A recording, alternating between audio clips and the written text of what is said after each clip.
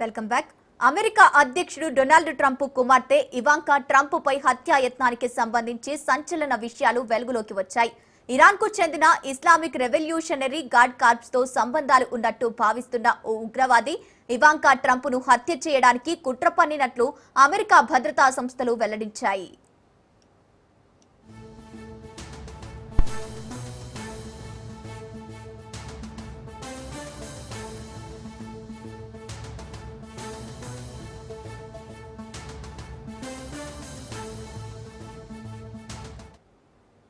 Iraq కు చెందిన 32 ఏళ్ల మహ్మద్ బాకర్ సాద్ దావూద్ ఆల్ సాదిగా గుర్తించి అరెస్టు చేశాయి అమెరికా భద్రతా సంస్థలు. అతడు ఇరాన్ అగ్ర సైనిక కమాండర్ కాసిం సులేమానీ మరణానికి ప్రతీకారం తీర్చుకోవాలని భావిస్తున్నట్లు తెలుస్తోంది.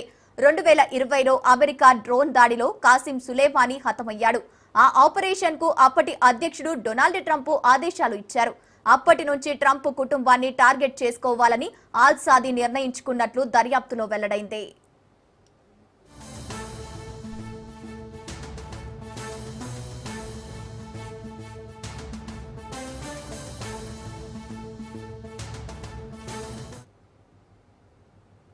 నిందితుడు ఇవాంకా ట్రంప్ ఫ్లోరిడాలోని విలాసవంతమైన నివాసానికి సంబంధించి బ్లూ ప్రింట్, భద్రతా వివరాలు సేకరించారు.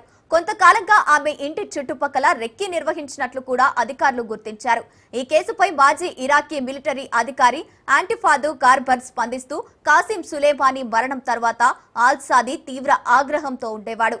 ట్రంప్ కుటుంబంపై ప్రతీకారం తీర్చుకోవాలని బహిరంగంగానే మాట్లాడేవాడని వెల్లడించారు. అమెరికా భద్రతా సంస్థలు ప్రస్తుతం ఈ కుట్ర వెనుక ఉన్న అంతర్జాతీయ సంబంధాలపై దర్యాప్తు కొనసాగిస్తున్నాయి. మరోవైపు ట్రంప్ కుటుంబం భద్రతను మరింత కట్టుదిట్టం చేసినట్లు సమాచారం.